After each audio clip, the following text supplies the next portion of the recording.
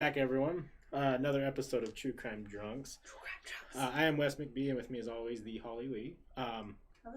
We're covering something again a little different from cults and serial killers. Doing a kidnapping. Kidnapping, and of someone who we don't personally know, but it hits pretty hard to home. Yes, happened in the Salt Lake County, which we're 15 minutes from Salt Lake City, so It's very, very close to home. I know a lot of the places that are talked about. Where she was taken, you can literally hike up there. Yep. And who we're talking about is Elizabeth Smart. Now, if you weren't of age during the 2002 to 2003 time period, she was a 14-year-old girl who was kidnapped from her home by knife point. Yes. By a gentleman, well, not gentleman, by a disgusting devil man named Brian Mitchell. I kind of remember, I was in second, third grade during that time period, and I remember everyone talking about Elizabeth Smart. I remember even like where my dad worked at the time, there was, posters and sign-ups and different things like that. It was an event. It was an event. I remember when her book came out. Yeah. That was the biggest thing that I remember, because I think I was going to read it when it first came out, but I was also very illiterate. Yeah. As a kid, so I wasn't very good at reading. But I remember also being very fascinated about the idea of being kidnapped but found. Right. Because, like, your parents always are like, hey, if someone takes you, you're gone. Yeah. Well, my dad was more of like that. More savage. More savage of like, you're going to be dead if someone Right. takes you. I'm like, okay, I won't trust a soul. Yeah, don't get kidnapped. But it was a weird concept to me, because like I also watch like NCIS and like all the crime shows with my grandma, and most of the time people got kidnapped, they never came back. Right. They were always found dead. Well, there's a reason why there's that 48-hour time period. Yeah, 48 hours. And that it's- secondary location John Mulaney is so scared about. I love him. Right. So, what transpired after... So, the kidnapping happened on June 5th of 2002. Elizabeth Smart was 14 years old, sleeping in her bedroom, Yes. where she was woken up by a heavily bearded man with a knife telling her that she needed to leave her house. Yes. And he's going to kill her whole family. Yeah, kill her sister who she was sleeping next to, Mm-hmm. and kill her whole entire family if she didn't stay quiet and listen. What transpired after her leaving that house and being taken up a mountain to a camp Yeah. was probably some of the worst things that could ever happen to a child. Oh, easily. I mean, Especially as a 14-year-old girl. so I read her book, My story. My Story, and if you listen to it on Audible, she actually narrates it. Yeah, she narrates it, and she does such a good job. Great job. You can like feel her emotions Mm-hmm. and the way she talks about certain situations. Like we'll talk more about it like at the end of like what kind of shit she had to go through to prove her story. But you can tell in the book she lives that nightmare every day. Yeah, and I do have to say, like, we've talked about some horrible people already. Obviously, John Wayne Gacy and the Golden State Killer, but Yeah. I don't know if it's just the fact that it's so close to home or that she's a survivor and she's now writing about it. But for me, this one was really difficult to get through. I think it's because you get to see it firsthand. Because I think the difference between the people we've already done is that, like, I mean, the Golden State Killer did have victims, but they haven't really talked. Like, I haven't really heard, like, victims coming forward on camera being like, this is what happened to me, this is how it felt. Right. Not in the way that Elizabeth Smart's done. Elizabeth Smart has bared herself and bared her story so prevalent that I feel like it's a little bit different, because I feel like it's a little bit harder. Right. And I think, too, that this, I don't know, it's like you listen to the book, right, and you hear Elizabeth talking, and she's able to write so well. Yeah. Like, for not being someone who was an author, like, this book is really well written. Yeah. And the way that she's able to speak, like, it's tough. It was really tough for me. Like, It's a hard one. I had to take a lot of breaks from this one just because of the magnitude of shit that she went through. I mean, yeah. and I do want to preface, like, we'll be talking about some of the stuff that happened, the whole entire story from day one to, her finally being reunited with her family. We'll spare a lot of the details because in her book she does go like day by day for the first little bit and tells you a lot more details, and we want to leave that for her to tell. Yeah, her story. So if you are more interested in the finer details, you can find her book. Yeah, or she has a Lifetime movie that's pretty spot on. Right. That she even like pops up in. That surprises me. Right. Do I have a tasteless joke for this time? Well, I don't know how much of a joke it is. It's kind of a play on word, but like, you know, if Elizabeth Smart was so smart, why'd she let herself get kidnapped? God damn. I'm just kidding. Total joke. Total joke. Tasteless jokes is part of this. Yes. I think too, like, I know that a lot of people who know her story claim that she had Stockholm Syndrome, claim that she had 100% been mind controlled by Brian Mitchell, and that she was, I don't want to necessarily say in love with him, but she had Stockholm Syndrome. She felt connected to them, / that she wanted to be with them. I think people accused her a lot of wanting to stay with them. And I don't think that that's the case. No, and I don't. As a 14-year-old girl, not myself right now, but as being a 14-year-old girl, and also, like, I was lucky, like, being 14, that I was very, like, not Mormon, so I was not sheltered at all, but being heavily sheltered like she was, especially in the early 2000s, where you didn't talk about stuff. Your purity is, like, number one. Modesty. Like, being a Mormon girl at 14, you don't know anything about life. Nope. And then being thrown in this situation where you experienced more than anyone's going to ever experience in their life. Right. So, like, to be 14 and to not have the knowledge that some 14-year-olds would, it makes sense that she doesn't know what to do in that situation, because what fucking 14-year-old knows to do when you get kidnapped? Well, no, and on top of that, like, if you think about the whole big picture, right? He walked into her house without any struggle. No. Kidnapped her without anyone being woken up. Yeah. And held her captive and told her every day that if she ran away, he will find her and kill her family. Well, because he preferenced too that he had people out there that'll kill her family. And if he got caught, and he's like, if you run away, I'll come back and kill your family. So she was doing it out of also protecting her family, because she didn't know. Right. Like, if someone told me that they had the way to kill my family, I would also be the true crime nerd I am. I'm like, fucking do it and run. All right. Because I know they wouldn't kill my family, because realistically, they wouldn't. No. Also, if I ran away and then got taken by the police, I can be like, they threatened my family. Protect my family. But, like, even then, she doesn't know that, though. But she really does think, because, like, I mean, a guy coming into your house, unseen, undetected, just like that, it seems like she has younger siblings. And she has younger siblings, because she is the second oldest of 6 kids. Yeah. So she has 4 little siblings. One was sleeping next to her when she got kidnapped. She's terrified for them. Right, and I also, they can't protect themselves. You hit on a little bit. You hit it a little bit with the whole they grew up Mormon, and for those of you who don't live around Utah, like, what that really means though is, like, Mormons have a very important factor in their life, and that is staying pure.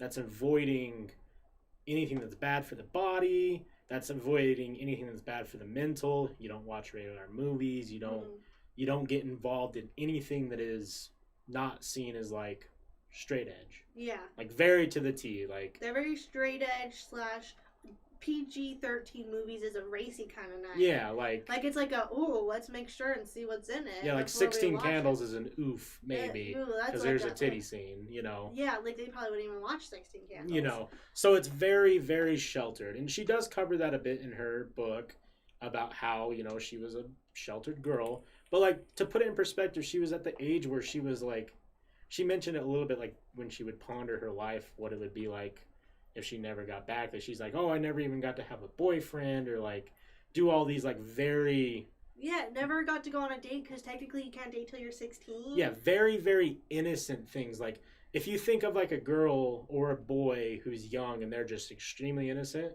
she was that to a T. She was that to a T. She was the good little Mormon girl. Very good in school. Very good in school. Never caused her parents any heartache. Nope. Never did anything wrong, never even thought about drinking or smoking. Yep. She never even wanted to even put it in her mouth because, like, it violates. should, but it violates because their whole belief is your body's a temple and you don't do anything to violate it. No, you don't do anything. You don't drink, smoke. You don't do drugs. You don't do anything. No premarital sex or kissing is very even like whoa. But I mean that's a little bit lax because the more people you kiss, the sooner you'll find your husband. Right. Yeah, that one's a little bit different. Yeah, that's it. But at 14, you don't think about it like that way. No. That's like a oh my god, my first kiss is like going to be with your first boyfriend probably. Right. If not, it's going to be with 20 other boys. But it's okay because you only kiss. Right. And you're trying to find your husband. Yeah, and I don't know if the Mormons have the poophole loophole or not. But that's for a different... Yeah, that's the Catholics. That's the Catholics? Mormons. The Mormons, I think, went around that. They're like, no fun.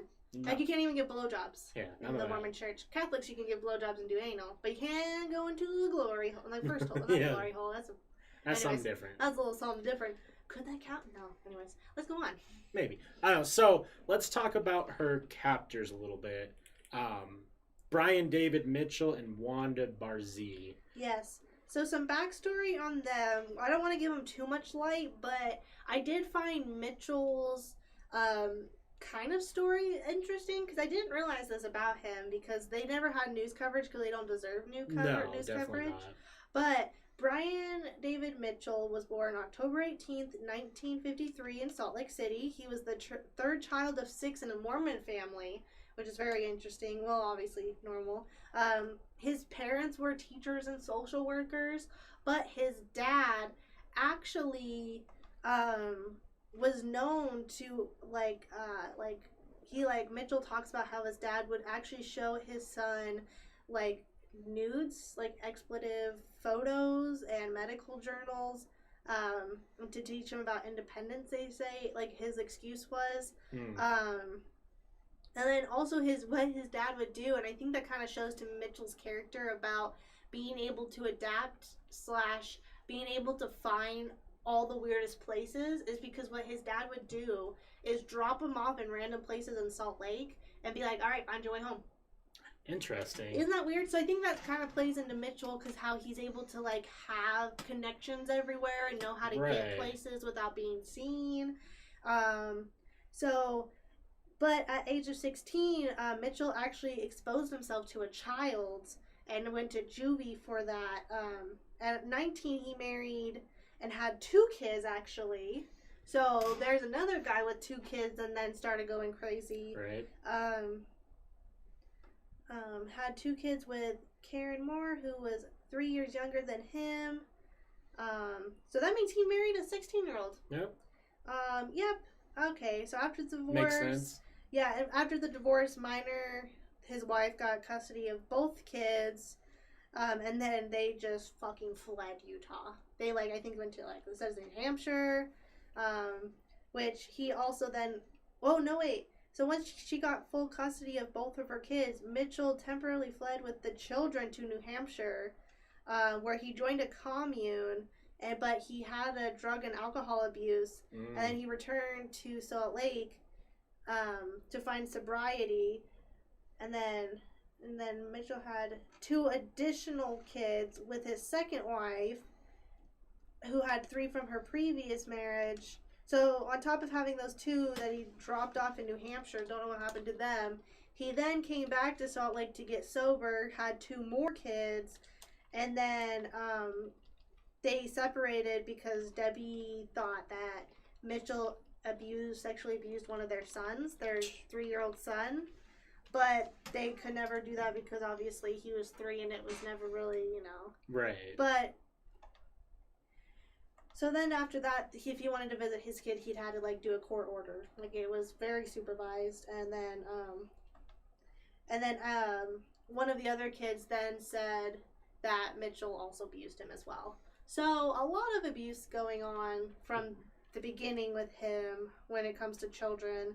And then about Wanda Barzee, there really isn't much about her, but she was a mother of 6 who, when she met Mitchell, then divorced and left her kids to be with Mitchell. Wow. And then from there, kind of was then that's kind of when Mitchell became the prophet of the Lord, and that's where then their story started, and then they found Elizabeth. Right. So, from my understanding too, is Brian and Wanda had done a lot of traveling across the states, kind of being vagabonds and taking money where they could, taking food where they could, and that's why they were so successful at living on top of a mountain with a 14-year-old captive. Because they knew how to be nomads and live off of like a week's worth of food in a month. Right. Now, Brian Mitchell does have a whole entire affidavit pretty much about his belief system. Yeah. Now, this is a very touchy subject, and I'm not going to get into it, maybe in a different situation, but a lot of the reason why I think that he is so good at manipulating, especially around especially around Utah, is he does know the LDS religion really well. Yeah, because he was raised in it. And he does know certain things that may have been talked about in back doors amongst LDS members, and I think that he was able to say enough to Elizabeth Smart that maybe even she for a little bit did believe some of the shit that he was saying, because when you read the book, from what she said, he nonstop talks about how great he is, and basically his whole thing is he is a prophet from God and from Jesus, here to basically save the world, get a bunch of wives, repopulate, everyone's sinners, everyone's evil except him. He also goes by the name Emmanuel, which is his God-given name. Wanda has a special name, and then they give Elizabeth one. Yeah, which was, I couldn't remember, but she wanted to be called Esther. Yeah, Esther. Because that was her favorite name in the Bible. Yeah, because that was some bad bitch in the Bible. Yeah, it was a bad bitch in that Bible, and she was like, call me Esther. Yeah, and they called her Esther for a while, and then they went back to the original name. Yeah, when she was like, it was also a boy name, so she's like, why are you calling me a boy name? Yeah. When I'm a girl. Like, there's so many names in the Bible, and you pick a boy name? Right. Now, I do have to say, with Brian Mitchell, a lot of very similar things as some of these other people we've followed. He is, in his own light, very intelligent. He knows how to speak to people. He knows how to manipulate. And not just in a way of like, oh, you're a little manipulative. Like, he can flip things into his narrative very well and very fast. Yeah. And that not only made Elizabeth have to be stuck with them for longer than the 9 months that she was. Yeah. But also get them not tons, but also was the reason that he could supply them with food and water and different things like that. Yeah. He also had hookups around Utah. Yeah. On top of the fact that he drank almost every day and smoked and whatever else, drugs. Oh, yeah. Like, we can get into that. I do think that, people talk about Wanda and an interesting thing. Like, I definitely agree with her sentencing. I agree that she was accomplice. Mm-hmm. I agree everything that she did wrong. She's now out. Yeah, she's out now, and she has parole till 2024. Yeah. And then she's a free citizen again. I mean, she can't vote, but she's out and about. I don't know how I feel about that. I don't like it. She was an accomplice, and the things that they did to her, she was 100% a part of. Yeah. She 100% went with it and used Elizabeth as like a slave because she was jealous that Elizabeth was getting attention from Mitchell. Yeah. But it's also like, excuse you. Yeah, it's a very tough story to talk about. The whole entire kidnapping lasted a total of 9 months. Yeah. Now, I'm sure to some of you, you might think, oh, well, that's not that long. Here's the thing. And for the next 10, 15 minutes, however long we talk, like, this stuff is going to be pretty dark. Yeah. And pretty heavy. Pretty heavy. After Brian had kidnapped Elizabeth, they traveled it was about 18 miles from Elizabeth's home, but it was on top of the Wasatch Mountains. You guys can Google all this if you want to know what it looks like. Yeah. And they had set up a camp. Well, they had multiple camps throughout the Wasatch Mountains, but they had like a front camp with some supplies, and then they had a camp that was super high up in the mountains. And that's where they had set up tents and different things along those lines where they would eventually stay for several months. Upon arriving I don't remember exactly how long it was, but Mitchell ended up telling Wanda that she had to clean Elizabeth, which is interesting because there was a biblical reference that she told Elizabeth that she wanted to clean her feet, which is, if I remember right, the equivalent of saying like I'm beneath you, like you're above, like, which I don't know if that's why she put that in there or not, but it was interesting. Mm-hmm. And then upon being cleaned is when Brian went in and raped her. Yes. And that happened not the washing, but the raping happened every single day for the whole entire 9 months, minus a few days here and there. And we're not just talking about one type of rape. It was everything. Multiple. It was everything. It was everything. Every dark thing you can think of happened to this girl. Yeah. 14-year-old girl. A 14-year-old girl every day for 9 months. I can't even. Sorry. It's a heavy thing that happened to her. And that's why when people say that she's a liar or not that she wanted it, it's like, don't you ever think that. The audacity behind it. You look at your children and imagine that happening to them for 9 months and tell me that your children would have wanted it. Yeah. Anyways, but let's get kind of into the beginning of like everything that happened. Let's get into the story. Yeah. So Brian David Mitchell, we kind of went over that. Went into her house by knife point, took her. But crazy enough, when he was in her room, her sister actually woke up, and I think her sister was 2 or 3 years younger. Mm-hmm. So she was 11-ish, or I think she even might have been younger. I think she might have been 8. Yeah. No, her sister was much younger. I think she was, because Elizabeth now is 32 and her sister's 34, so she was 10. So, or 38 or 28. Anyways, her sister was 10. Her sister woke up, and this is like the most like smart thing her sister could have done is she kept quiet, and as soon as they left the room, she got up to go to her parents' room. But what stopped her from going into her parents' room is she saw Mitchell and ran back into her room and was so frightened. She stayed under the blankets for, like, I think it was 2 to 4 hours before she got the courage again to wake up and be like, go to her parents and be like, Elizabeth was taken. And her parents are like, she probably just went back to her room to go to sleep. And then she's like, no, someone came in and took her. And they're like, okay, we'll check the house. And then she was gone because they found a slit in the window seal, the screen. They found a slit in the screen, and they were like, that's when they instantly called the police. Well, and I saw people criticizing the young daughter. She's 10 years old. Come the fuck on. Like, she's 10 years old. I would still probably, 20-year-old me probably would have still stayed under the covers. Yeah, I definitely... Like, come on now. Like, I might have not stayed under there for that long, but I definitely would have stayed under there a long time. Yeah. And just, like, as a 10-year-old, she probably just didn't even process time. She probably was just in so much shock. Because she's a sheltered kid. She doesn't understand what was just happened. Well, and let's be honest, like, Brian Mitchell looks like a bigger, buffer Charles Manson. Yeah, he's not a approachable person. No, he's really, like... He's a Charles Manson.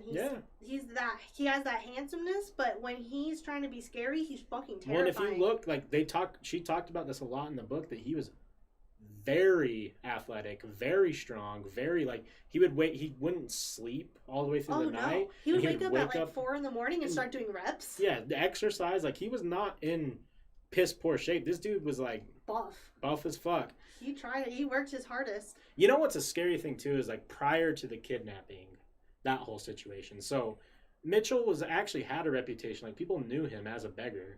Like, he was downtown in homeless areas begging for money. Oh, he knew people. He had connections. He had connections. This is the part of the story that's pretty scary too, is like Elizabeth's parents actually saw him one day and gave him money and also gave him an opportunity to work. Yeah, for money. And he pretty much scouted her out. That's how he was able to pick Elizabeth. Yeah. Because he talks about wanting a Mormon girl, which we'll get into in a second. But yeah, so he actually knew. That's why there's that conspiracy, is because the family knew him because they picked him off the street to help him with work because they were trying to do a good deed, right, which I bet they regret to this day. Right. Yeah. For those of you who may know this story on deeper levels, there is some conspiracies and some interesting information out there. What Holly and I have actually, what we've actually talked about is I have a Top Shelfers Patreon. We are going to doing a Patreon episode, first one ever. Yeah, do short Patreon segments about maybe stuff that isn't so mainstream or isn't so necessarily looked at as the truth. Now, we will cover it in a sense of it's information that's out there. It may or may not be our opinions, but if you guys are interested in stuff like that, you're more than welcome. Conspiracies and conspiracy. Yeah.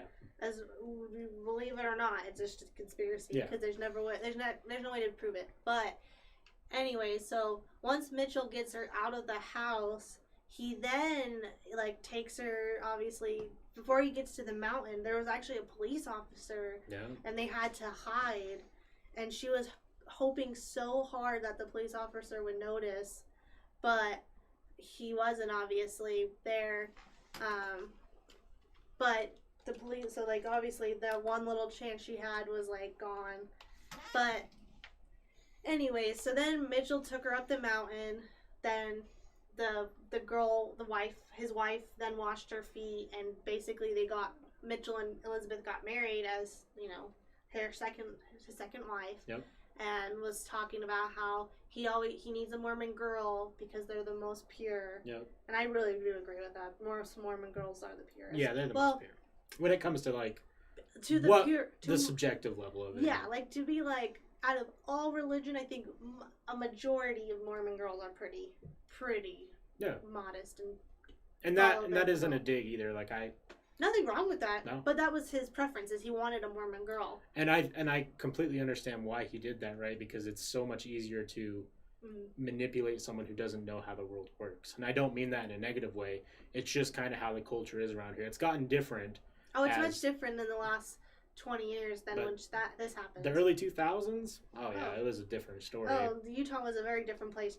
Even 10 years ago, it was a very different place. Yeah. It's just now starting to become more... With the times. With the times. And funny enough, yeah. Yeah, and it was definitely, he had a plan. He knew how he was going to do it, and he was successful. Mm-hmm. And I think that given any other type of girl who wasn't a sheltered Mormon girl, it probably wouldn't have worked. No, I think she would have... I don't think it wouldn't have lasted as long. It would have worked up until they started letting her off her leash. Yes. Because... after their wedding night, if you want to call it that, it really wasn't. After basically the rape night, which happened every day ever since then, multiple times a day sometimes. Yeah. But so after that night, Elizabeth fell asleep because they all slept in the same tent. No, before she was raped, what happened was, which is even more fucked up, and why I don't believe, what's the bitch name? What's her name? Wanda? Yeah. Wanda shouldn't be released right now. If you're listening, Wanda, go fuck yourself. Yeah. You can go jump off a bridge. I would not cry over your death. Nope. Because before she was raped, Wanda and Mitchell basically had sex in front of Elizabeth and being like, this is what it's going to happen from now on. And that happened a couple times for the different acts. For the different acts, Wanda would basically perform, present, show her. And then Mitchell's like, this is what we're doing now. Yeah. And so on top of being a 14-year-old girl who's never seen sex before, who probably never even really talked about it besides maybe abstinence, but even then, probably not even that because it's not the age yet. She's still in... If you're 14, you're ninth grade, 8th grade, so you're not quite there. That's still middle school for Utah. Yep. That's still middle school, so that's not really a topic, especially in the early 2000s in Utah. That wasn't something to think about, really, especially where she went to school and all that stuff. It wasn't a thing that people talked about yet. To then see people have sex and have to watch because he had a knife to her. And remember that this is pre-social media age, so she didn't get to just happen to watch porn on accident. Yeah, these topics were vastly different in 2002 than they are now. I mean, fuck, you can turn on TikTok now and see wild shit, yeah. So I saw a girl giving a BJ tutorial on TikTok. Yeah, I saw. There's a sex therapist that goes over. That I think has 300 TikToks, and each one is a different type of kink. Yeah. And she it's just sex now is just it's not shunned upon. It's more open, which is talked about. a positive. It's a good positive, but during this time for her, very different. Very different. You'd have to go out of your way to find it. Yeah, you'd have to go out of your way and have those kind of people in your life. Like, you'd have to have friends, and she didn't have those kind of friends. She was a good Mormon girl. There wasn't Netflix with rated R movies. No. I don't think there was, like, on-demand type stuff. Like, no. You would really have to go and either, like, have an older person buy you a rated R movie, or, like, your parents, like, slip up and leave something out. Like, I remember the first time I, like, snuck a movie. It was my parents' DVDs of American Pie and Porky's. There you go. You know, so like, but that's like how different it was. Like, it wasn't this like. You had to go and find it. I couldn't just get on my phone and be like, I'm just gonna watch this movie. You know, it was different. Yeah, because like I remember like the first movie I watched that had like graphics. Like I was like, oh, yeah. And it was on Netflix. Yeah. And like I just happened upon it, but like. It was a different time for her, so she wasn't very like she knew about sex, obviously, sure. But she didn't know about the act or have seen it. No. And then to be forced to watch it by her kidnapper and this weird, crazy ass lady, and then to be raped right afterwards. It's just. And then. Awful. It's just awful. And then if that alone makes you question whether or not 6 months from now she was okay with it, then you need to go get yourself checked out because. No. And later in this episode, we're going to delve into that some more. Yeah, and I want to talk about some interesting reasons like why I don't see her as much in the news as I think that she should be, because to be honest with you, like as far as survivors of something so traumatic and still maintaining a somewhat, well, I don't even want to say somewhat, like she's successful, seems to be living a life the best as she can, like, which will perk everyone up with some good news of where she is now. But she doesn't get discussed a lot as far as like in the culture goes, because, and I think maybe it has to do with her religious background and some of the things she brings up in the book may scare people away in different reasons, but it's kind of sad that someone who survived so much still doesn't get talked about as much, because I would think that I know she does talks and conferences, but we have a lot of people who are coming forward with this craziness, and she's someone who really survived an awful moment. A brutal thing. Yeah. I think she also probably just takes a step back a little bit because she got so much shit afterwards that it was ridiculous. But yeah, I guess that's true too. Like I imagine that people give her crazy amounts of flack for not running away when she had opportunities, and it's like, you can't put yourself in someone's shoes like that. Like, you can't, because you know what you would do, but you don't actually know what you would do in that situation because you weren't ever in that situation. Yeah. You're a full-grown adult, and you shouldn't be judging a 14-year-old girl who's just been raped for 9 months. I can't tell you what I would do even as a grown adult if I had to go through something like that. Even now, if that happened to me, like, obviously I know if they're like, oh, we have someone on your parents, like, they're going to kill them, I'd be like, I don't believe you. But they would also know that I'm a conscious adult that knows better. But it's also one of those things, like, she 100% believed that any moment he would kill her. He would kill her. Yeah, and he would kill her. So like that's different too. That puts a whole different mental state. Like every time you may like fuck up or try and sneak away, like you could just die. Like I don't know. I got really mad when I went and read some people's opinions on her, and like regardless of what you believe about why this situation happened is up to you, but giving her flack for being a 14-year-old girl who was afraid to run away, you really gotta grow the fuck up. You gotta grow the fuck up. But anyways, a little bit more about her stay in the mountains, because they did relocate to California, but her time in the mountains was rough. She was basically a slave to Wanda because she was the second wife, even though obviously, and I think Wanda had a lot of prejudice against her because Mitchell liked her more, obviously, because she's a 14-year-old girl, and obviously Mitchell had a thing for kids. Yep. And Wanda was... she was 43. Yeah, she was older. When she divorced, and that was a couple years prior, so she was like 45, 46. She's not in her prime. But, so he would also then make her, Elizabeth, drink alcohol, and would take advantage of her at that time too. Very little food and water. They had to hike this pretty treacherous. There's actually there's a hike up there that's well known amongst Utah hikers as being very difficult, and that was one of the hikes that they had to do regularly to get water. Yeah, to bring up water, and then sometimes Mitchell would be a bitch and just be like, they went a few days without it. Mitchell was the provider, so he would have to go scavenge for food, but most of the time he would come back drunk or high. Yeah, he would bring back liquor and drugs and make her smoke and. Yeah, he would go down to the valley, and I can't remember the word that he used, but basically he would go and steal and beg, and he called it preaching, right? Like he would go preach to people, and people would give him money. When in reality, I'm sure he was just on the street asking people for money. Yeah. And he did have he had a lot of connections. He had a guy who worked at a grocery store who would just go in there and gather up a bag of food, and the guy was like, "Oh yeah, we got a party." Like they were homies. They were homies. Yeah, he would let him take 2 bags full of shit and then maybe buy a jar of pickles and then call it a day. Yeah. As long as he bought one thing, they were good, and then they would hang out afterwards because he was his dope dealer as well. Right. So there was a turning point in Wanda where Mitchell had left for kind of a pretty extended period, enough time that they were suffering up there. They didn't have food for 4 days, and Mitchell was supposed to finally get them food, and he came back at 4 in the morning. Fucked up. Literally fucked up, but also to the point where Wanda and Elizabeth were just sitting there, and Elizabeth was like, is someone going to... Yeah, he smoked weed and probably a bunch of other drugs, but weed was the most big one. I know Elizabeth tried it because of him, but I wouldn't be surprised if crack and meth was involved. Right. But weed was his biggest thing. Yeah.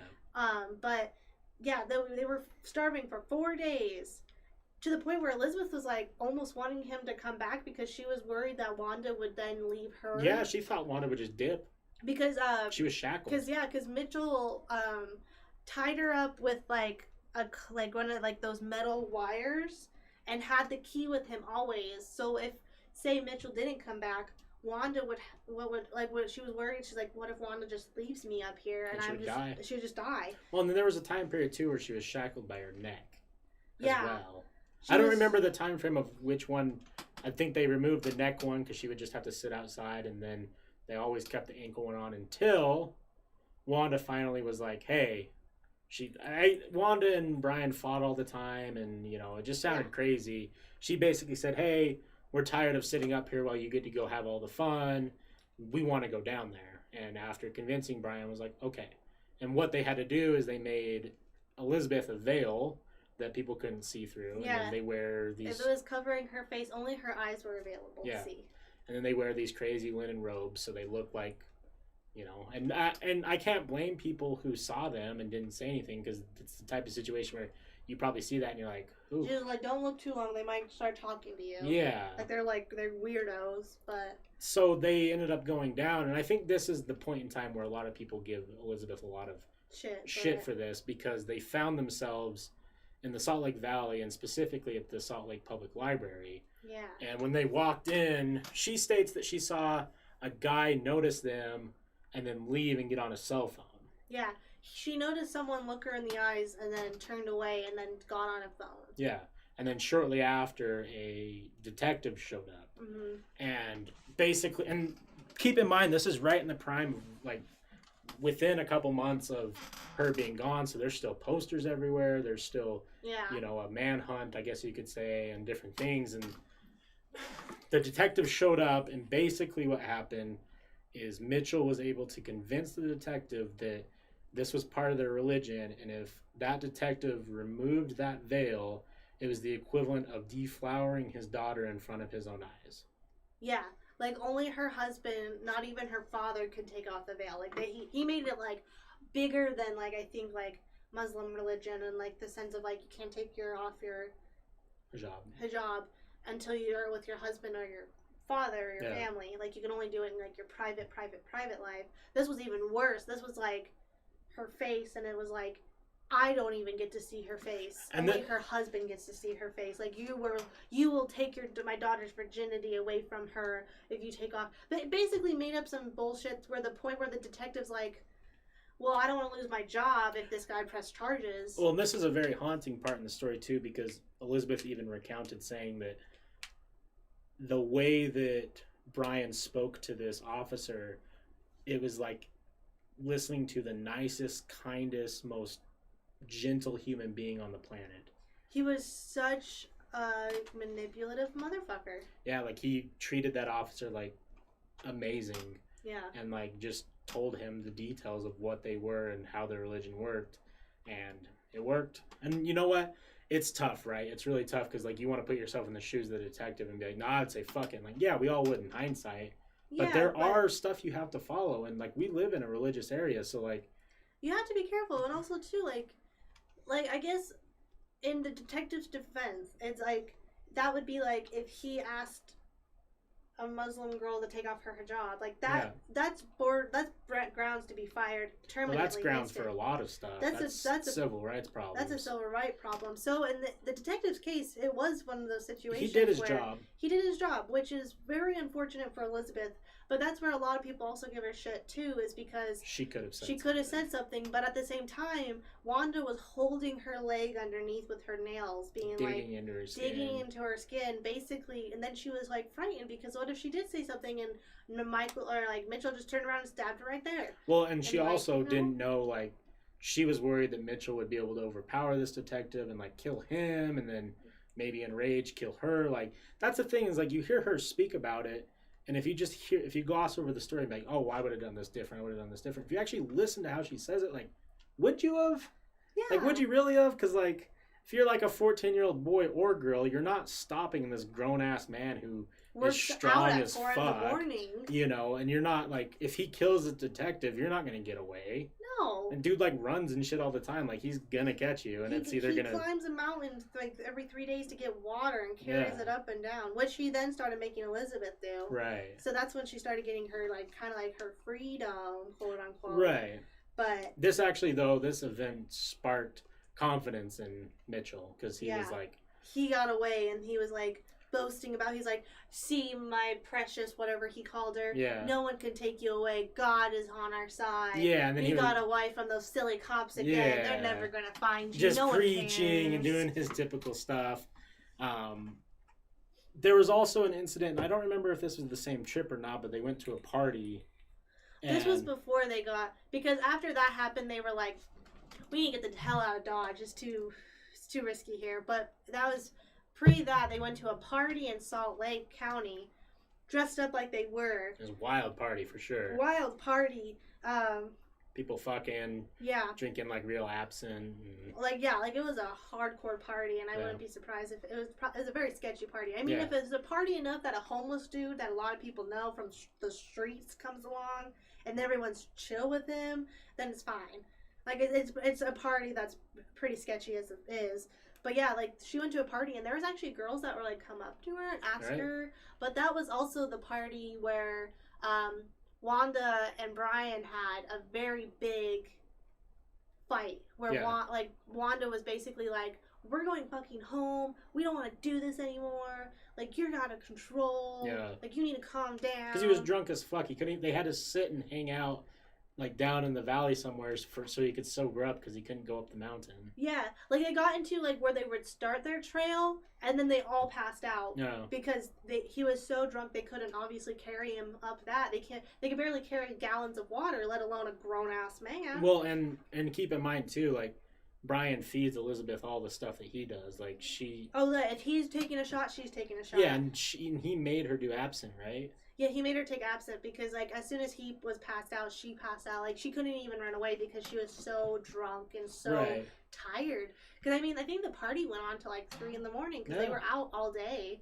Because that's when she learned how Mitchell stole from the grocery store, because she was there with him. And the grocery store clerk was at the party. Yeah, he was at the party. He was flirting with Elizabeth. Yeah, that was the crazy part. Crazy. It literally, because he even talked, like, when it, like, went to try to, like, take off her veil. If he just would have taken off her veil, maybe it would have ended right there. You know, it is, to the hindsight thing, it's crazy how many times, like, another person was so close to figuring it out. There is always, it just baffles me that, like, that people were near her and only one person was able to try to save her, because they went to the valley a few different times to, like, get alcohol. There was just the party incident and then the library incident, because that library incident then sparked their move to California, San Diego. Yep. But yeah, so, like, after the party, Wanda and Brian kept fighting more, and then Brian was like, after the library was like, you guys can't be out in public anymore. You guys are done. I'll do all the rest of the work. We're gonna get the fuck out of here. And before we get to them making the decision to go to California, I do want to talk on one thing that happened that was crazy. Mm-hmm. So Brian and them were having a conversation. I don't know what led to it, but Elizabeth ended up talking about her cousin. Oh, and her come to cousin. find out, her cousin lived several houses down from where Brian used to live with his mother. And Brian had this interesting, well, not interesting, he had this thought. He was like, oh, there's my new wife, your cousin. And Elizabeth was obviously just devastated that she gave out all this information, not knowing that Brian was just going to take another bride. Yeah, so he talked the whole time about how he's like, I need as many brides as I need. Yeah, 7 was the total, but then he wanted to multiply it or whatever. But he went down there, I guess the story goes, and broke into his mom's house. But his mom had a restraining order on him because he's psycho. Yeah. And then when he broke into the cousin's house, there was a bunch of noise and he heard people scramble and then he ran away, and that was God saying that she's not the one. Yeah, because I think he even saw the dad and he was like, oh, skedaddle. Right. So there was almost a point in time where it was Elizabeth Smart and her cousin both up on that mountain. Yeah, there was a small chance that was going to happen because he scoped out. Yeah, he was inside the cousin's house. Yeah, he was almost there. He almost got her. But then winter hit. And winter hits, and obviously you can't live in the mountains in Utah in a tarp tent. Nope. If you guys don't know anything about Utah, we are the world's best snow, or United States best snow is our slogan. Yeah, Olympic skiers come all the time just to hit our slopes. But they woke up one morning and the hail was so heavy that it was smacking against the tarps and stuff. There was then there was a small layer of snow, and they were like, ooh, we're going to need to leave. Right. So at this point, Brian came up with the idea of God wants them to move to California. Right. That it was time to move to California. And he knows what he's doing. Yeah. Because you take a kidnapped girl from Salt Lake to California. Even though I know the Elizabeth Smart thing was nationwide, there was nationwide news coverage. Yeah. It's not the same. No. There's not going to be thousands of people in California actively searching for her. No, or they might know the name, but they might barely know the face. But at that point, then Mitchell upgraded her veil into covering her whole face. Yes, so she couldn't. You just see some figure. You probably know it's a female, but you don't know anything else. No. And their trip to California was successful. They were able to hit. I think they took the Greyhound bus, right? And then stopped in Vegas for a while. Then made their way down to San Diego. And it was kind of a lot of the same bullshit. They stayed in what she called the fire swamps. Yeah, it was just some weird ass place that even Elizabeth's like, how are we going to live here? But Mitchell made it work. I think she even may have made a joke, funny enough, comparing it to something out of Princess Bride, right? Yeah, she was like, it looked like Princess Bride because of the hanging. Yeah. The trees had those hanging pods that kind of concealed them. With the rats of unusual size type thing or whatever. Yeah. So they stayed there and it worked. They found a church out there that would throw away bread and give them food. Mitchell was out doing Mitchell things. He was getting money. He bought her a couple times KFC. I think he just had a little bit more luck there. But he also then started getting drunker more, started taking some more risks. Definitely getting laxer and crazier. It ended up landing him in jail for a week. Yeah. Or captive at least for a week, right? I think so. I don't remember exactly what he did, but he ended up in jail for a week on some sort of charge that didn't stick, but Elizabeth and Wanda were left with nothing. Yeah. And they were basically dying. And they were just Elizabeth talks she's like, my mom always taught me to finish my plate, but I thank God that people don't, because if they didn't, if I didn't have the food in the trash, I wouldn't have eaten for so long. Yeah. She literally would scavenge in trash cans to get food. Yeah. That's the level of neglect they also gave her. And it's just... And I do have to give her props in one way that I probably wouldn't give many people props.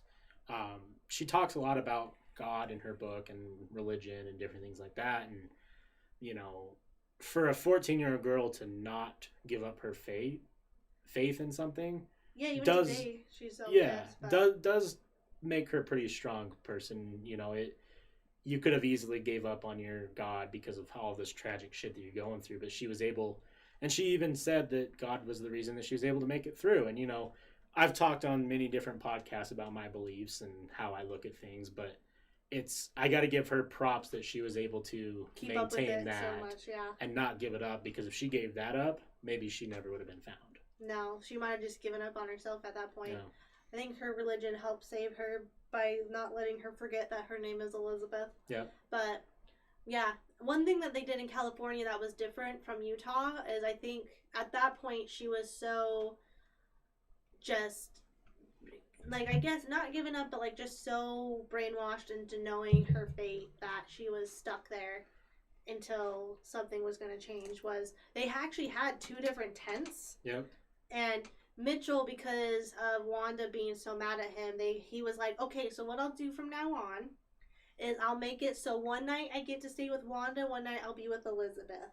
Kind of like breaking it up, and I think that lasted 2 nights until he only raped Elizabeth every single day after that. It was like a Wanda in the morning, Elizabeth at night. Yeah, then they changed it to Wanda was his day wife and Elizabeth was their night wife, which is the worst deal I've ever heard of. Yeah.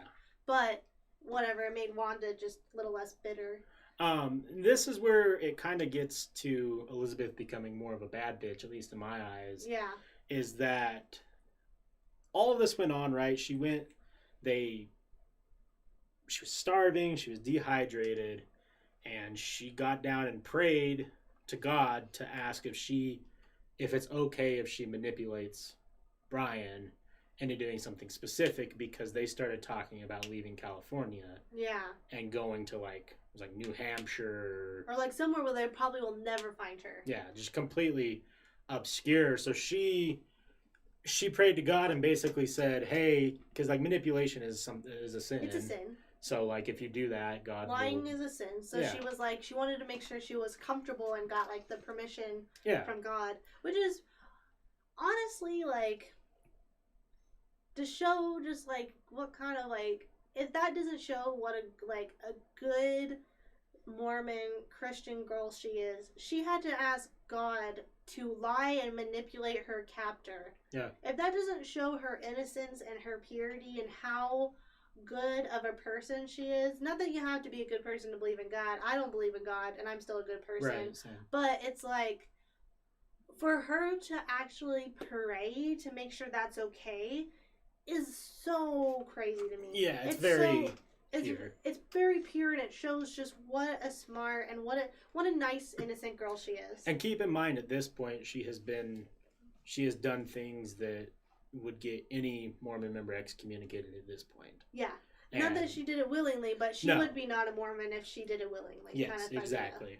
And basically, she gave Mitchell what he wanted, which was her believing in him. Yeah. She told him, I don't know what it is. I know that I can't talk to God like you, but I keep getting these visions and messages of us going back to Utah. Can you talk to God and see if that's right? Like if that's actually what he wants. Like I keep hearing it and I just I don't want to believe it because you are the master. Yeah, sir. She called him the prophet or the seer or whatever it was. Yeah. And Mitchell loved every second of it. He was you finally understand this. Finally. And she even said Wanda was suspicious. Yeah. Because Wanda knows that it's all bullshit. And Brian was like, yeah, God actually was right. Yep, this is it. This is it for sure. Let's do it. So they made the long trip back, which is actually pretty crazy too, because they hitchhiked, they got rides from truckers, they walked through the fucking desert where she almost died. Yeah. Because the California deserts are no joke. Mm-mm. And they found their way back to Utah. Thank God, yeah. Yep. And it really wasn't that long upon returning to Utah, because to preface, Bieber, yeah, Bieber gave me some shit for this, and I can't remember what it is. Shout out to Bieber. Preface. to preface what happened is they decided they were going to get some costumes, dye their hair, get wigs, to try and not look like who they were. Yeah. Because now, they'd probably get caught. Elizabeth was wearing like a gray wig, and I can't remember what the other two did. I think Mitchell dyed blonde or something. They did or some talked shit. about that dyeing blonde. Anyways, they showed up. They finally made their way to Utah. They got dropped off by some guy, like a trucker or just some nice dude giving them a ride. Yeah. And they made their way out to like 106 South, which is like West Jordan for us, Sandy-ish. Yeah, around there. I think officially on report they got captured in Sandy. Yeah. But they got on a bus, and there was a guy on the bus who walked up to him and started asking him questions because they look weird as fuck. Yeah. And he was like, "Oh, well, why does she have a gray wig on?" Brian like, "Oh, blah, blah, blah." He didn't want to give him the time of day. And we don't know, like the reports don't know who called the cops on them. Yeah. But I do find this very awesome. The reason why they called the cops is they recognized Brian and Wanda from America's Most Wanted TV show. Yes. They got an episode because obviously they're wanted. Yeah. And people saw him and were like, "That's him. That's him. That's for sure him." So I don't know if I wrote down the date or not. It was March of 2003. Yeah, I don't March remember. Of 2003. I don't remember. I think the 26th. I think I have it written down. Yeah, I don't remember the exact date, but Wanda, Brian, and Elizabeth were walking down the street, and one police car pulled up, and then a second police car pulled up, and then a third, and a fourth, and a fifth, and a sixth, and confronted the group. And this is how far gone Elizabeth was, is she was still afraid to say anything in front of Brian. Yeah. And she wouldn't say her name. And she even mentioned, she's like, "I haven't been called Elizabeth in 9 months. I don't even remember it." And finally a cop pulled, because they were treating the whole group like they were bad. Yeah. And then finally a cop pulled her aside and was like, "Hey, if you're Elizabeth Smart, your parents are looking for you and miss you and want you back." And then like she dug down deep and she's like, "I am Elizabeth." Yeah. And that was like that was the start. Yeah. And also to all the assholes that give her sister shit, it was actually her sister who was helped identify the man, because she was able to identify the abductor's voice, because she was able to like recognize that voice was actually the guy that her parents hired to help. And then from there, they were able to figure it out, like, from, like, his sister being like, "Oh, that's my brother. I wouldn't be surprised. He's a crazy man." And Right. That's how they then ended up on America's Most Wanted. And obviously, that being such a big case in Utah, then that guy was like, "I know who you two are. I'm pretty sure I know who that is. Right. But I'll leave you guys alone. The cops are already on their way." Yeah, pieced it together. Yeah, like, he, like, that's when, like, so, like, anyone that, like, wanted to give her sister shit, excuse me, she actually got it. But what transpired after that was pretty awesome. Like, when you listen to her talk about it, like, the cop handcuffed her and put her in the back of the car, and she was scared to death because she didn't know what was going on, and took her downtown where she ended up, her father walked into the room. Yeah. And, like, obviously, like, her father's like, "Oh my God, I thought you died." Like, we thought we were gonna find your body, not you. And they had this big embrace, and it was very sweet and wholesome. And then the cops had to take him downtown to like the main police station. And it was funny, like, her dad like called the mom and was like, "Oh my God, we have Elizabeth," like all this different stuff. And she was like screaming to get Elizabeth on the phone. And right when they started talking, the phone died. Like, I would be like, I'd be freaking the fuck out and be like, "No!" But the mom had made it down to the police station, and they had like that the reunion. And this is what was cool, and what still is cool about Utah, because Utah still, till this day, is a lot more community driven in most areas than I think a lot of states were. Yeah. And there were, what she said, thousands of people at her home, like, just fucking pumped. Everyone wanted her home. Everyone wanted her home. I mean, it was Elizabeth Smart. Like, her coming home was so big for so many people because, like, that's not heard of. That's not heard of kidnappings for people to come home. And on top of the fact, like, I think that people forget, like, there was a lot. Excuse me, I don't think people forget, but there was lots of people out hiking the mountains. I mean, there's details that we didn't cover here because it's so much details. That's why you also should read her book, because she talks about, even on like one of the first weeks she was taken, she heard someone call her name. Yeah. But Mitchell had like a knife to her, being like, "Don't you fucking." She thought it was her uncle, and she didn't want to call her uncle because she was so scared of Mitchell that Mitchell would kill her uncle. And then kill her. And then kill her. Even not kill her, but her uncle would be dead. And that would just be worse on her hands. Yeah, that'd be on her hands, she thought. That was another thing that Mitchell said, was if you try and run away, I'll get you again, kill your family, and then now you think this is suffering, wait till the blood of your family's on your hands. Yeah, he like threatened her, like, worse than her life, threatened her family's life, especially having 4 young siblings and an older sibling. I would not want to even think about putting their lives on the line. And there was even a point in time where a helicopter had flown over their little campground in Utah. Yeah. And she didn't know this, but she was like, "Oh, I wonder if they're looking for it." They were. They were. You know, like, every time, because like it's so disheartening. Like a month in, she thought everyone didn't care anymore and gave up. Like we'll talk about her family a little bit in the Patreon, at least some of the other stuff, but they're very well off, and they had a lot of money and a lot of resources to pump into finding her.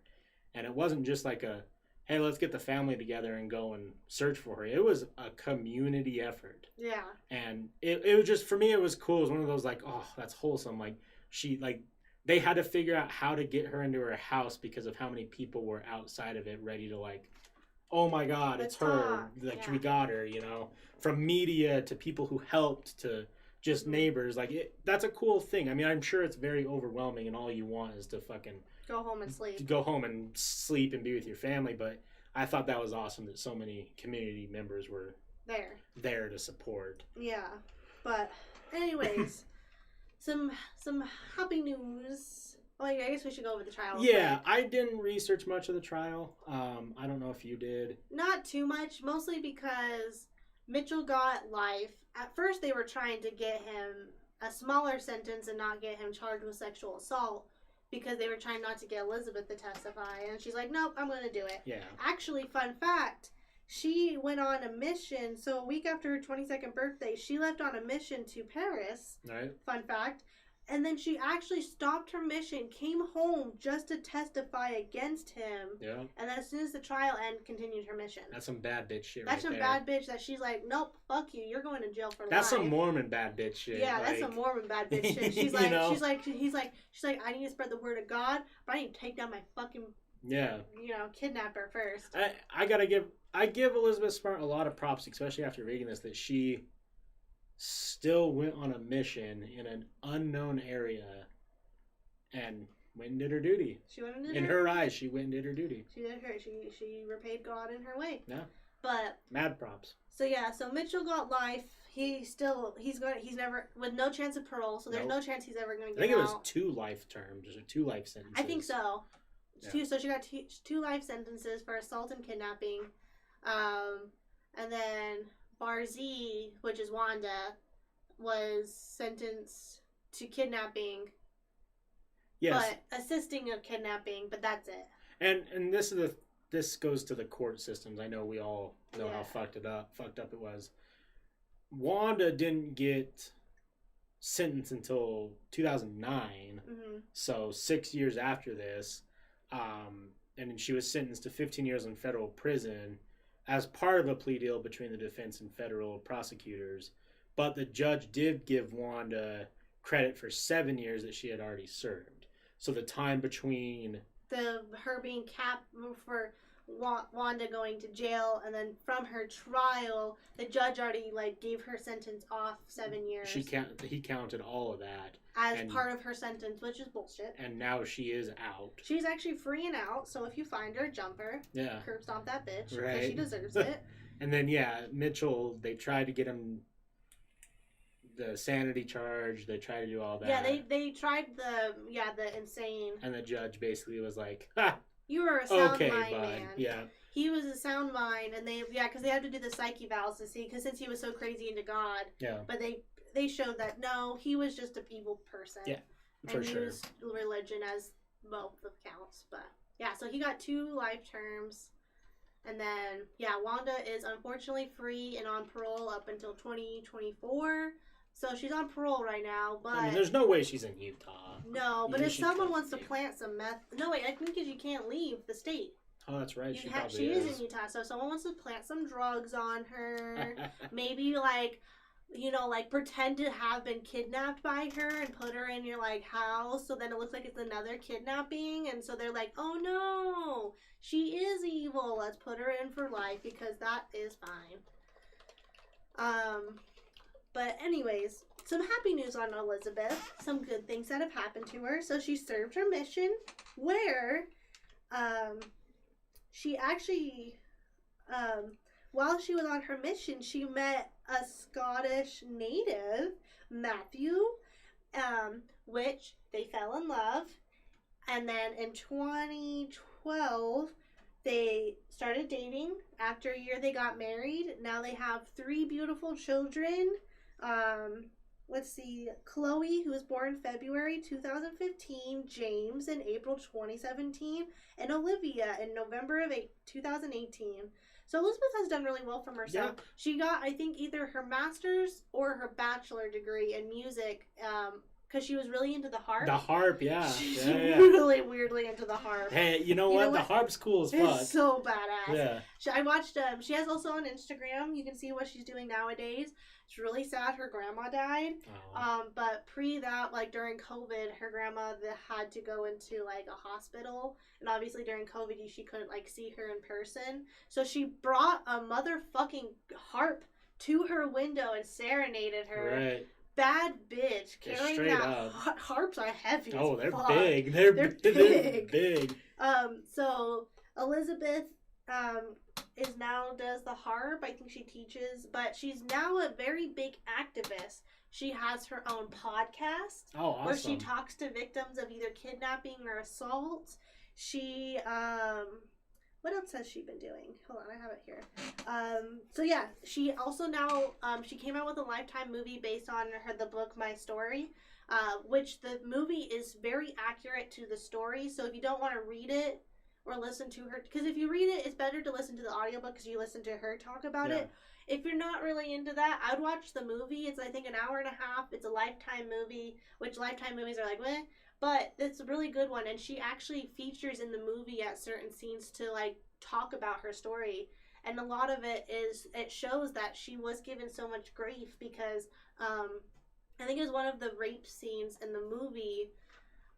So if that's kind of something you're not into and it's hard to watch. I'm sure it's a hard movie. It's a hard movie to watch, but I mean it's not super graphic. It's just what's happening because it cuts to the act starting and then it cuts to Elizabeth. Which watching it, I didn't know she was gonna pop up out of nowhere. Freaked me the fuck out. I was like, what the fuck? And then it's her, and she's like, "You see this scene, right? Are you really gonna tell me I'm asking for it right now in that scene?" And it's really powerful. That's why I really wanted to do Elizabeth Smart because I know. I watched that movie 4 years ago, and it's still so good. Yeah. But, so she has a movie, but now on Lifetime she has a true crime show about disappearances and things like that. I know they have 12 episodes. I think it just started airing about 2 months ago, so they're about halfway through the season. Don't know if it'll be renewed, but she's doing a small true crime thing. Something that really sad that actually happened to Elizabeth, on top of all the things she fucking went through, she was on a plane, I think going to a conference or something.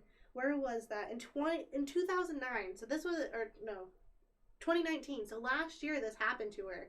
So all the shit she's already gone through. She goes on a plane, falls asleep, as a lot of people do, you can. She wakes up to a guy rubbing in between her legs.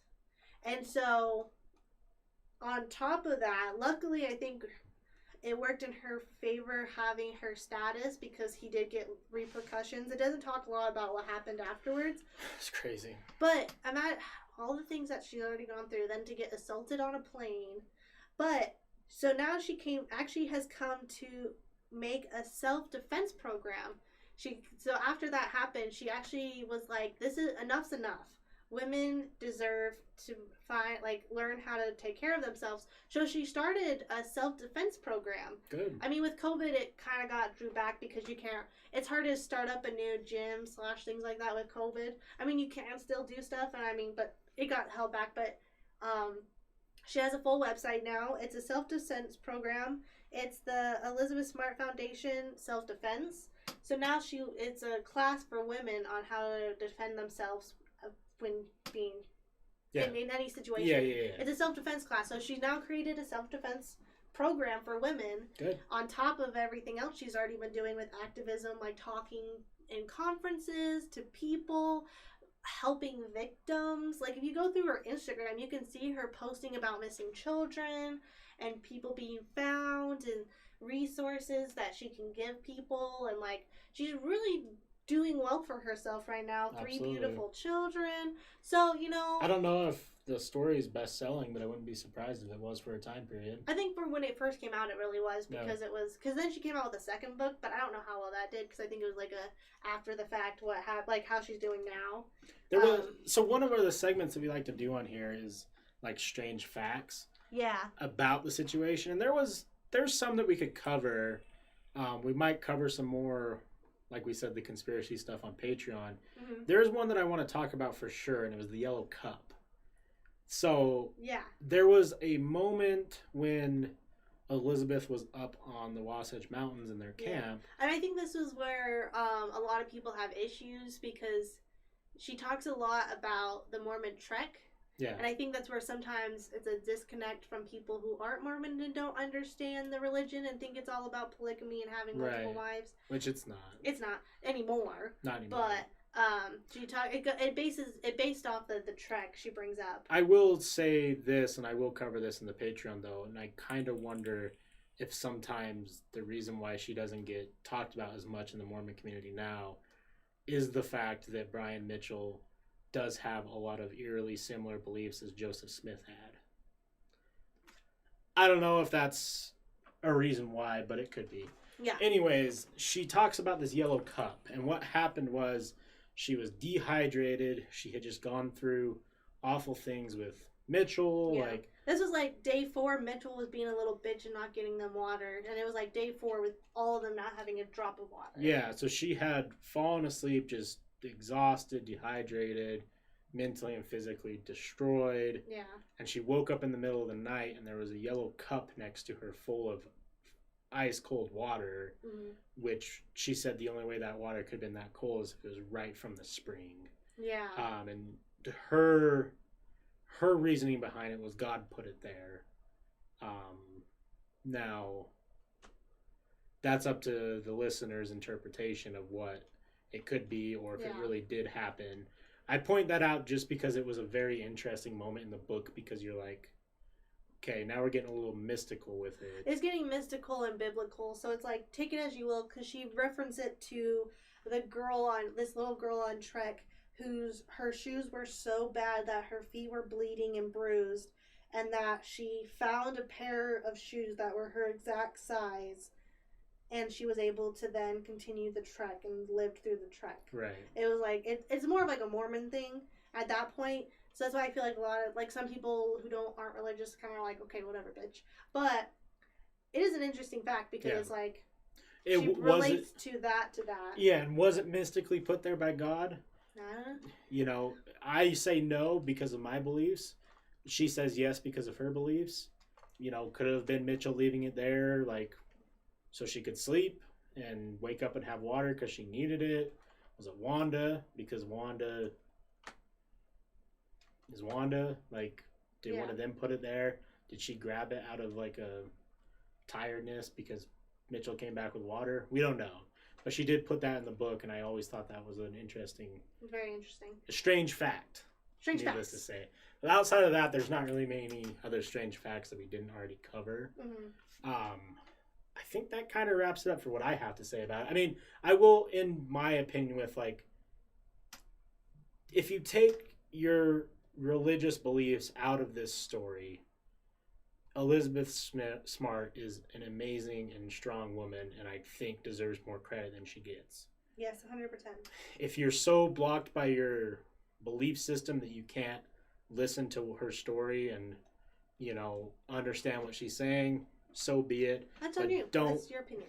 Don't give this woman shit for things that she did when she was 14 years old, or because you think you would have done it different. That's fucking childish. Yeah, that's like blaming any of Ted Bundy's victims. It's like, well, you shouldn't have gotten into his car in the first place.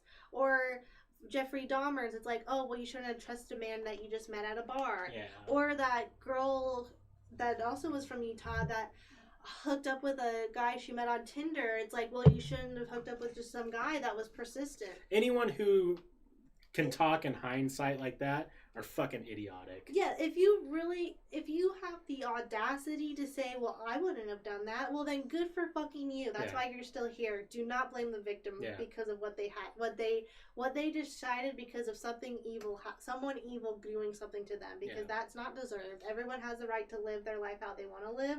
Elizabeth did not have any choice in the situation, just like how that Tinder girl didn't have a choice after he pulled a knife on her after having sex. The Ted Bundy's women just were trying to go on a cute date with the cute guy, and he decided to murder and rape them. The same with Jeffrey Dahmer. Yep. He wanted to go hook up. All of them. Gacy.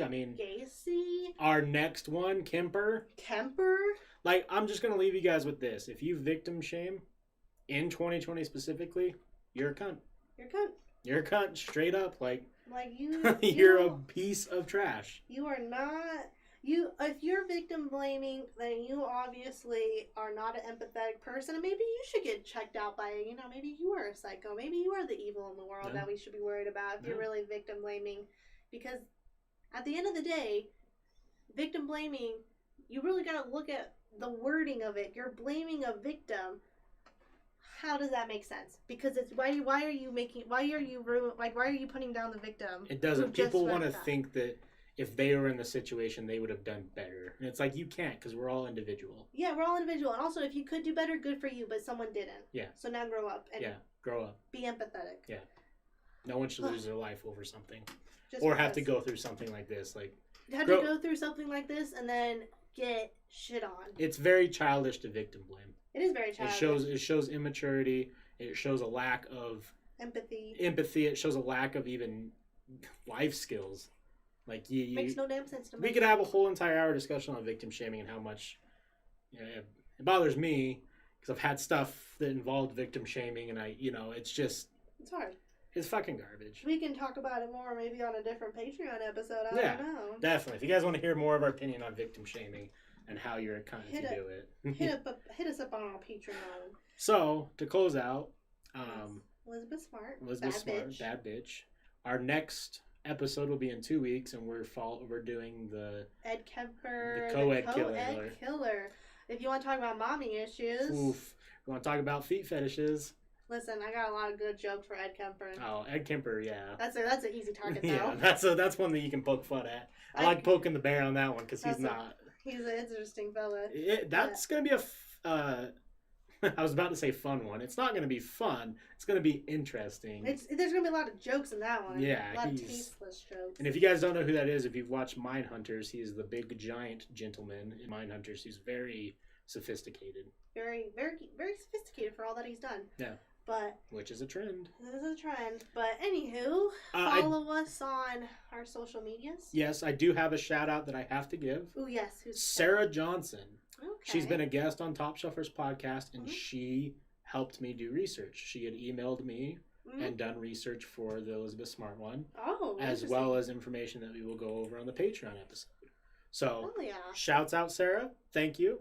I appreciate it. If anyone else is interested in researching true crime or being involved in the podcast in somehow, truecrimedrunks@gmail.com. Yep, there, or email on Top Shelfers. Either way, whatever you're most comfortable with. TopShelfersPodcast@gmail.com. Yeah, follow us on Instagram. What's your? Yep, Top Shelfers. Top Shelfers. Mine's Books, Coffee, Bees. If you are into horror-related things and books. Yep. Got a lot of that there. TrueCrimeDrunks.com is our website. It is a work in progress. Please email me and tell me how much it's cool. It's very well done. For those of you who watch us live, I appreciate you hanging out, being involved in the chat with each other. We don't chat during this one because we want to stay focused on the subject and not get off topic. But we do other podcasts where we are engaged in chat. So one that I want is Read Between the Lines. Next month we're doing Virgin Suicides. Yep, which is going to be a good one. It's a very interesting one. And then I think that's.